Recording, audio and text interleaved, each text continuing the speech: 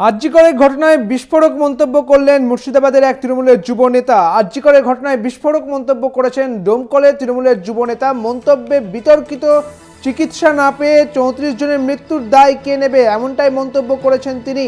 আপনারা জানেন মুখ্যমন্ত্রী মমতা বন্দ্যোপাধ্যায় এই বিষয়ে মুখ খুলতে বারণ করেছিলেন সকলকেই, এবং এই বিষয়ে কথা বলতে পারবেন একমাত্র মুখ্যমন্ত্রী।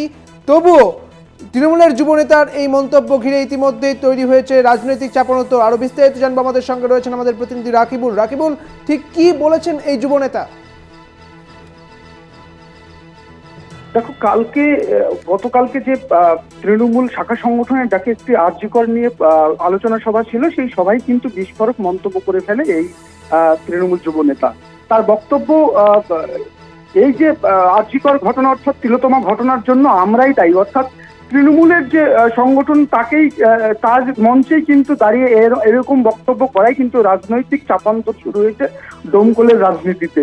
এবং বাম কংগ্রেস যে সমর্থক রয়েছে এবং যারা নেতা রয়েছে তারা কিন্তু এই ঘটনায় তীব্র নিন্দা জানিয়েছেন এবং ধিক্কার জানিয়েছেন, এবং পাশাপাশি এমনটাও জানিয়েছেন যে এই ধরনের নেতা সঠিক এবং সত্যিটা স্বীকার করার জন্য ধন্যবাদ।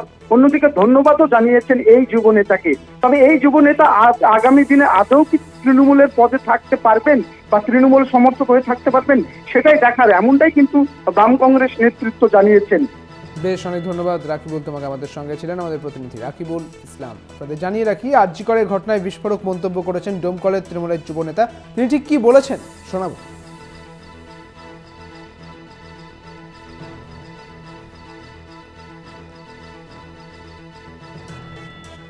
এই মৃত্যুর দায় নেবে কে? আজ তিলোত্তমা মৃত্যুর জন্য অবশ্যই আমরা দায়ী, কিন্তু 34 জন বাংলার সাধারণ মানুষ মৃত্যু না পেয়ে যে মারা গেল, এই দায়ভার নেবে কে? জুনিয়র ডাক্তাররা পরপর 5 বার মুখ্যমন্ত্রী বসার পরও এদের সমস্যা মিটছে না, একটার পর একটা দাবি করছে। এরা 5টা সমস্যা 5টা দাবি কথা বললো, মমতা ব্যানার্জি মেনে নিল। কলকাতা সিপি চেন, স্বাস্থ্য দপ্তরে 2 জন আধিকর্তা চেন হয়েছে। তারপরও জুনিয়র ডাক্তাররা যে মিথ্যা রাজনীতি করছে, বিজেপি সুশাসনকে যে মিথ্যা রাজনীতি করছে, সেটা বাংলার মানুষ বুঝে গেছে। এটা জুনিয়র ডাক্তারদের আন্দোলন নয়, এটা হচ্ছে এক ধরনের তৃণমূল বিরোধী আন্দোলন। আপনারা শুনলেন তৃণমূলের যুবনেতা তিনি ঠিক কি বলছেন। তবে তার এই বক্তব্যের পর, তার এই মন্তব্যের পর সিপিএম এবং কংগ্রেসের পক্ষ থেকে কি বলা হয়েছে শোনাবো। আমরা ডাক্তারকে ভগবানের নজরে দেখি। ভগবানের যেমন বেঁচে থাকা বা জন্ম মৃত্যু ভগবানের হাতে, সেরকম ডাক্তাররা আমাদের প্রাণ বাঁচায়। সেই ডাক্তারদের সম্বন্ধে এরকম কুরুচিকর মন্তব্য আমরা মেনে নিতে পারছি না। এটা খুবই জঘন্যতম বক্তব্য, তার জন্য ধিক্কার জানাচ্ছি।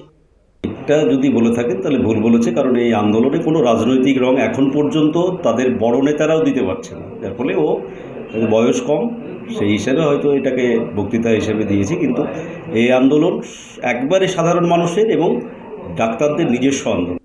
অর্থাৎ রাজনৈতিক চাপানোতর একেবারে স্পষ্ট হয়ে যাচ্ছে। তবে স্থানীয় তৃণমূলের এই বক্তব্যের পরে, অর্থাৎ স্থানীয় সিপিএম এবং কংগ্রেসের এই বক্তব্যের পরে তৃণমূল কংগ্রেসের পক্ষ থেকে, স্থানীয় তৃণমূল কংগ্রেসের পক্ষ থেকে কি সাফাই দেওয়া হলো শুনুন।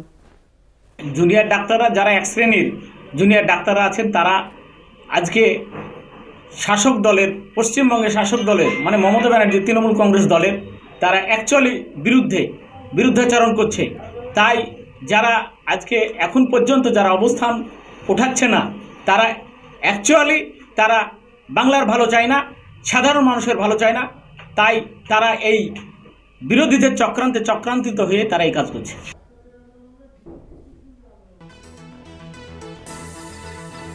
ডোমকলের তৃণমূল যুব নেতার মন্তব্য ঘিরে ইতিমধ্যেই তৈরি হয়েছে বিতর্ক। চিকিৎসা না পেয়ে 34 জনের মৃত্যু হয়েছে, এর দায় কে নেবে?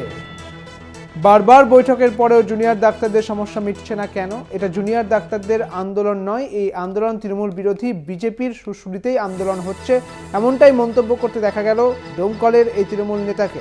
তিনি বলছেন যে ডাক্তারদের যে কর্মবিরতি চলছিল, সেই কর্মবিরতিতে এখনো পর্যন্ত 34 জনের মৃত্যু হয়েছে, তার দায়িত্ব কে নেবে? এবং বিজেপির সুশুলিতে এই আন্দোলন হচ্ছে, এমনটাই বলেছেন ডোমকলের এই যুব নেতা। তা ঘিরে ইতিমধ্যেই রাজনৈতিক যে চাপানোতর, সেই রাজনৈতিক চাপানোতর কিন্তু শুরু হয়ে গিয়েছে ডোমকলে।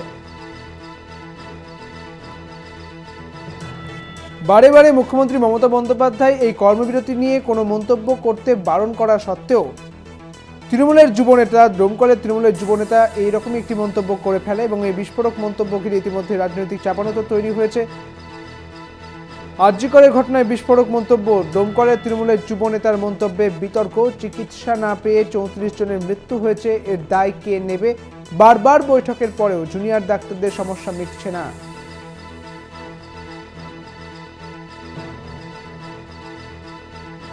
আমাদের সঙ্গে রয়েছেন বিজেপি নেতা সজল ঘোষ। সজলবাবু, কলকাতা টিভিতে আপনাকে স্বাগত জানাই। আমি সুদীপ্ত রয়েছে আপনার সঙ্গে।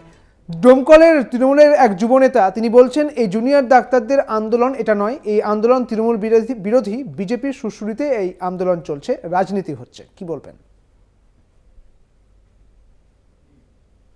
নবাচিনদের কথার কি উত্তর দেব? আচ্ছা, বিজেপির সুশ্রুরিতে রয়েছে তো মানুষ সেই সুশ্রুরিতে এত শিহরিত হচ্ছে কেন?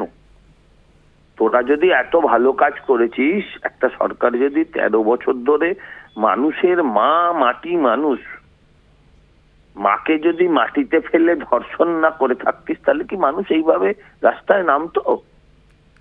আমরা সুশ্রুরি দেবো। আচ্ছা চলুন ধরে নিচ্ছি তর্কের খাতিরে বিরোধী দল সুশ্রুরি দেবে না কেন? ডিভিসির সঙ্গে ডিভোর্স করেছেন মমতা ব্যানার্জি কালকে, কারণ জল ছেড়ে দিয়েছে কেন্দ্রীয় সরকার। সুশ্রুতি দিচ্ছেন না, বন্যা কবলিত মানুষের কাছে গিয়ে নাটক করছেন, ন্যাকামি করছেন। আপনি আমাকে বলুন যে আজকে এমন ঘটনা শুধু কি ওই আরজিকরের অভয়ার জন্য মানুষ এত হাজারে হাজারে কাতারে কাতারে লাখে লাখে নেমেছে? মানুষ এই সরকারটার বিরুদ্ধে এই তৃণমূলের ওই যে সমস্ত মানুষের মতন দেখতে অমানুষগুলো এই যে ভাষণ দিচ্ছিল, যেটা আসলে বিজেপির সুস্থুরি অমুক তমুক, এদের বিরুদ্ধে নেমেছে। থ্রেট কালচার শুধু মেডিকেল কলেজে নয়, থ্রেট কালচার আপনার গলিতেও আছে। সামগ্রিকভাবে পশ্চিমবঙ্গকে এরা ধ্বংস করে দিচ্ছে, তার বিরুদ্ধে মানুষ নেমেছে। ও যে ছেলেটি বলছে যে এটা বিজেপির সুশ্রী, ওকে ভালো করে জিজ্ঞাসা করুন তোর বাড়ি থেকে তোর মা, তোর বোন, তোর বউ, তোর ছেলে মেয়ে কে বেরিয়েছিল? দেখবেন কেউ না কেউ বেরিয়েছে, পশ্চিমবঙ্গকে আজকে এই জায়গায় দাঁড় করে নিয়ে এসছে যে আগামী দিনের বাংলাদেশ হতে চলেছে পশ্চিমবঙ্গটা। সেদিনটা অত্যন্ত ভয়ঙ্কর এই তৃণমূলের মালেদের জন্য। ধন্যবাদ। বেশ, অনেক ধন্যবাদ আপনাকে। আমাদের সঙ্গে ছিলেন বিজেপি নেতা সজল ঘোষ।